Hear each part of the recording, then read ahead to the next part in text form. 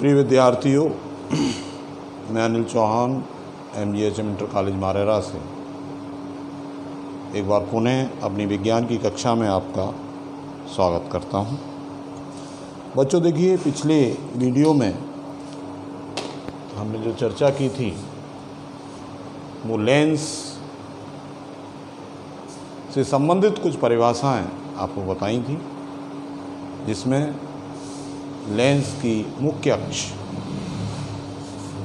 और लेंस का प्रकाशिक केंद्र, लेंस के फोकस, लेंस की फोकस दूरी, लेंस का फोकस तल, इन सब पर चर्चा की थी। एक बार पुनः देखिए, मैं थोड़ा सा रिवीजन हम लोग 2-3 मिनट में करते हैं, उसके बाद आगे बढ़ेंगे। देखिए बच्चों, सबसे पहले जो है मुख्य अक्ष के बारे में हम बात करेंगे। देखिए, हमारा जो लेंस बनता है वो 2 गोलों से काट कर बनाया जाता है, और उन गोलों की जो वक्रता केंद्र होते हैं, देखिए बच्चों इस तरह, जैसे एक गोला मान लीजिए ये है, एक गोला ये है, और इसको जो है हम इनके वक्रता केंद्र हैं, इनको अगर हम मिला दें, मिलाने वाली जो रेखा है ये वो हमारी मुख्य अक्ष कहलाती है, यानी प्रिंसिपल एक्सिस कहलाता है। इसको हम क्या कहेंगे बच्चों? मुख्य अक्ष। दूसरी जो हमारी परिभाषा थी वो ये थी प्रकाशिक केंद्र। देखिए, प्रकाशिक केंद्र हम अपने जो पाठ्यक्रम है उसके अनुसार पतले लेंस के लिए हमें प्रकाशिक केंद्र को परिभाषित करना है। देखिए, यहाँ चित्र में दिखाया गया है, ये प्रकाशिक केंद्र है मैंने, यानी मुख्य अक्ष पर स्थित वह बिंदु जिससे होकर जाने वाली प्रकाश की किरण पतले लेंस में बिना विचलित हुए सीधी निकल जाती है। बच्चों ये देखिए, उत्तल लेंस में ये आपका प्रकाशिक केंद्र है O, ये अवतल लेंस में है प्रकाशिक केंद्र O। देखिए ऑप्टिकल सेंटर, ये ध्यान रखिए, ऑप्टिकल सेंटर।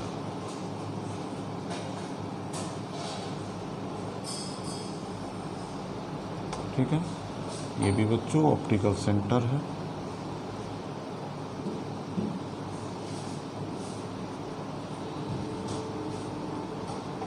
इस तरह से। अब देखिए, अलग तरह के, वैसे सामान्य रूप से जो परिभाषित हम करेंगे किसी भी लेंस के लिए कि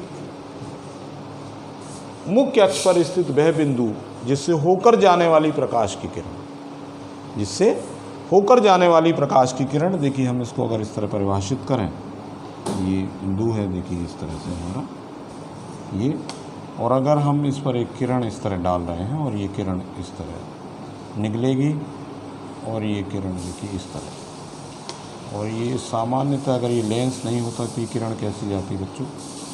इस तरह जाती। तो ये जो निर्गत किरण है ये आपतित किरण के समांतर है।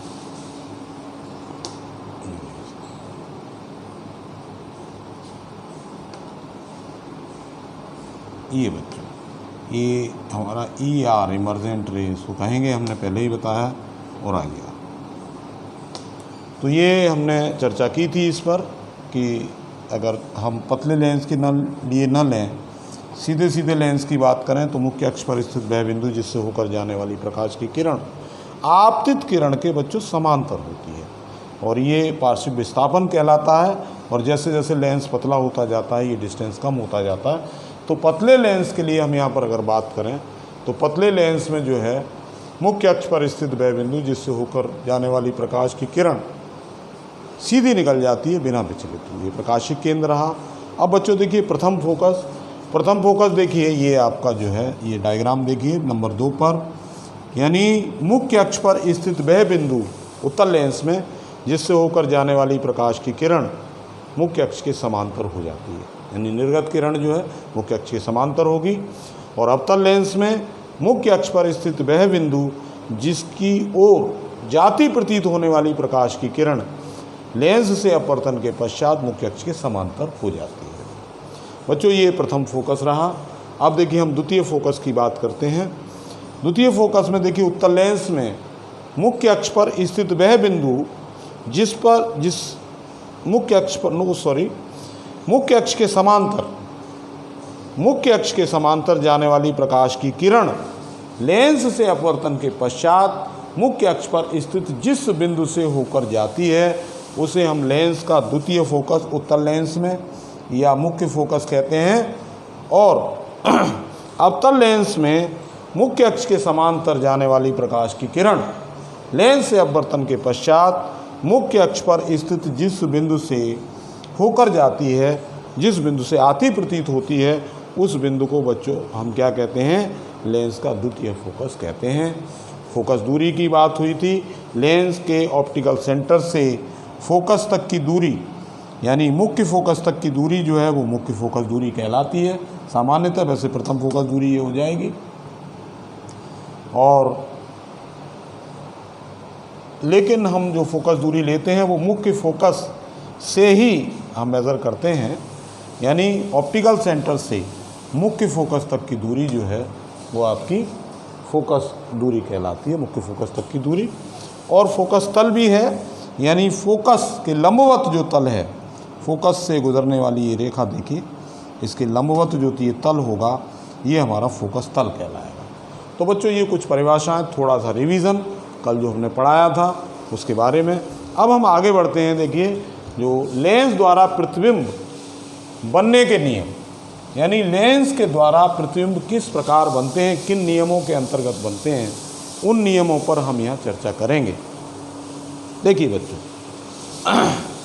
पहला नियम हमारा ये कहता है, इनसे ध्यान दीजिए, ये चित्र बना हुआ है कि पतले लेंस में प्रकाशिक केंद्र से होकर जाने वाली प्रकाश की किरण, चाहे वो उत्तल लेंस हो चाहे वो अवतल लेंस हो, बिना विचलित हुए सीधी निकल जाती है। तो बच्चों जो परिभाषा हमने पढ़ी है उसी से हमारे नियम है, अलग नहीं है। हमारा प्रकाशिक केंद्र क्या था?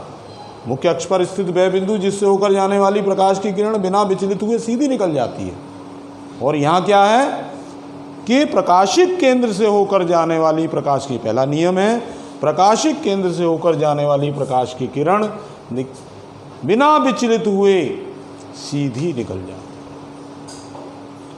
उत्तल लेंस में भी अवतल लेंस में। ये पहला नियम रहा बच्चों। अब देखिए हम बात करते हैं दूसरे नियम। दूसरे नियम में बच्चों क्या है? देखिए उत्तल लेंस में प्रथम फोकस से होकर जाने वाली प्रकाश की किरण लेंस से अपवर्तन के पश्चात, देखिए मुख्य अक्ष के समांतर हो जाती है। मुख्य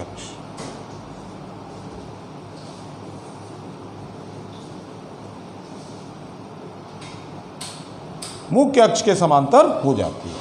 अवतल लेंस में क्या है बच्चों नियम? ये कि प्रथम फोकस की ओर जाती प्रतीत होने वाली प्रकाश की किरण, देखिए बच्चों ये जा रही है, ये IR इसको हम कहेंगे, IR फॉर दिस। प्रथम फोकस की ओर जाती प्रतीत होने वाली प्रकाश की किरण लेंस से अपवर्तन के पश्चात मुख्य अक्ष के समांतर हो जाती है। देखिए बच्चों इसमें मुख्य अक्ष ये है।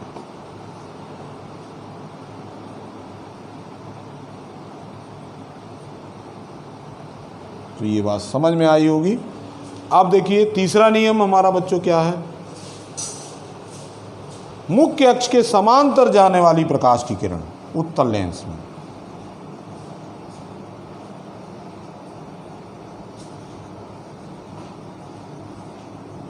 मुख्य अक्ष के समांतर जाने वाली प्रकाश की किरण लेंस से अपवर्तन के पश्चात लेंस के द्वितीय फोकस से जाती है, अर्थात मुख्य फोकस से जाती है। और अवतल लेंस में लेंस की मुख्य अक्ष के समांतर जाने वाली प्रकाश की किरण लेंस से अपवर्तन के पश्चात मुख्य फोकस या द्वितीय फोकस से आती प्रतीत होती है, यानी ऐसा लग रहा है ये यहाँ से आ रही है।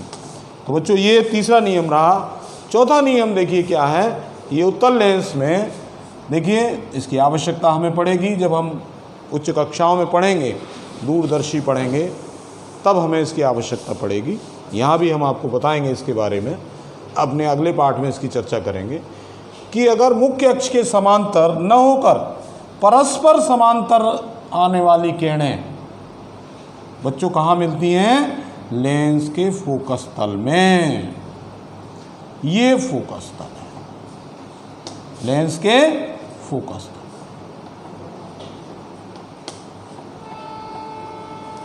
यानी मुख्य अक्ष के समांतर नहीं है किरणें, परस्पर समांतर हैं, और लेंस से अपवर्तन के पश्चात वो कहाँ मिलेंगी बच्चों? फोकस तल में मिलेंगी, कहीं ना कहीं फोकस के नीचे अगर हम उनको देखें तो वो हमारी मिल जाए। तो बच्चों ये कुछ नियम हमारे रहे, आप इनका स्क्रीनशॉट लीजिए जल्दी से।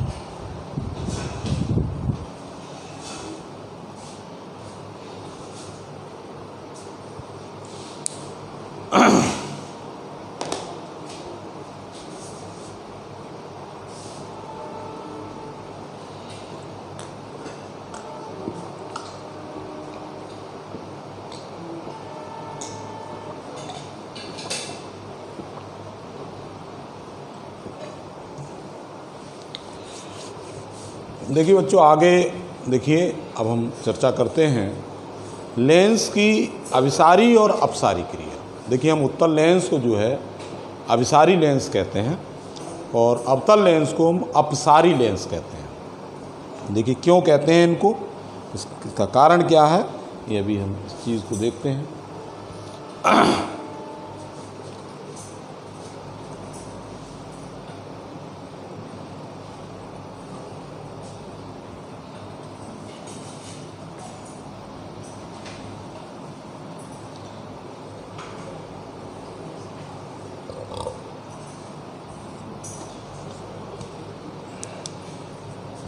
देखिए बच्चों, ये उत्तल लेंस है, इसमें एक खास विशेषता होती है, ध्यान दीजिए, ये प्रमुख गुण हैं, इसका उपयोग हम करते हैं। देखिए अगर ये समांतर किरणें हम ले लें इस तरह से, तो ये किरणें मैंने आपको बताया था ये मुख्य अक्ष है, और मुख्य अक्ष के समांतर जाने वाली किरणें जो है वो कहाँ होके जाएंगी? लेंस से अपवर्तन के पश्चात फोकस पर। ये वाली किरण भी फोकस से होकर जाएगी।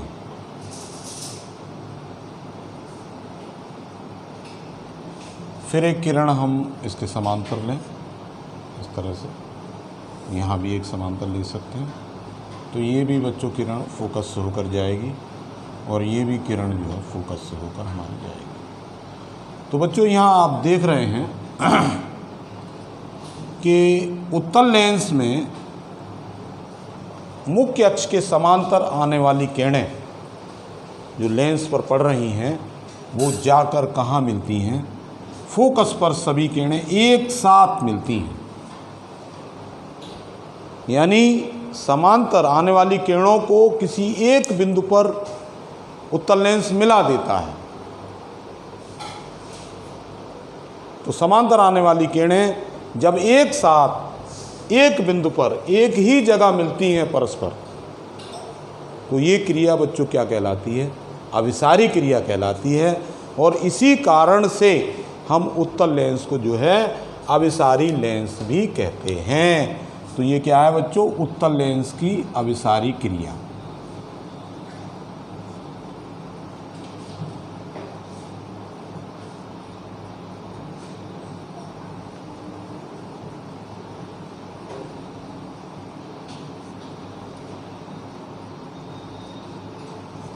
अभिसारी, ये बच्चों यानी समांतर आने वाली किरणों को उत्तल लेंस एक जगह फोकस कर देता है, फोकस पर मिला देता है। देखिए बच्चों, अगर हम देखें एक उत्तल लेंस ले लें, ध्यान दीजिए मेरी बात पर, एक एक्सपेरिमेंट अगर हम करें इस तरह का, एक उत्तल लेंस इस तरह का ले लें और उसको हम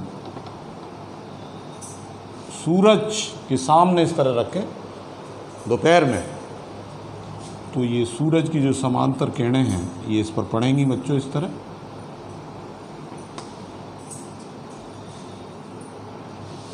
इस तरह, और हम उसके नीचे एक कागज़ का टुकड़ा ले लें और उस कागज़ को उस लेंस के नीचे रखें और लेंस को थोड़ा ऊपर नीचे करेंगे, यानी वो कागज़ का टुकड़ा जब लेंस के मुख्य फोकस पर आ जाएगा तो यहाँ से देखिए बच्चों ये किरणें आएंगी और इस बिंदु पर मिलेंगी, उस कागज़ पे मिलेंगी इस तरह से।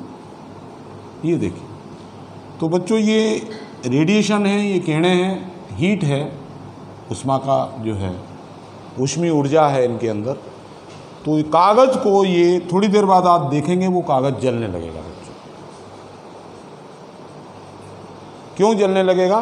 क्योंकि रेडिएशंस जो आ रहे हैं, समांतर किरणें जो आ रही हैं, वो कागज़ क्योंकि उसके मुख्य फोकस पर रखा है और मुख्य फोकस पर आकर वो सारी किरणें एक साथ मिल जाती हैं और ऊष्मीय ऊर्जा है वो एक जगह आकर मिलती है और ऊष्मा उसको इतनी मिलती है उस कागज़ को कि उससे वो कागज़ जलने लगता है। तो ये बच्चों एक्सपेरिमेंट के द्वारा भी आप इस चीज़ को देख सकते हैं। तो इस क्रिया को हम क्या कहते हैं? उत्तल लेंस की अभिसारी क्रिया कहते हैं। इसी कारण से हम अपने उत्तल लेंस को अभिसारी लेंस भी कहते हैं।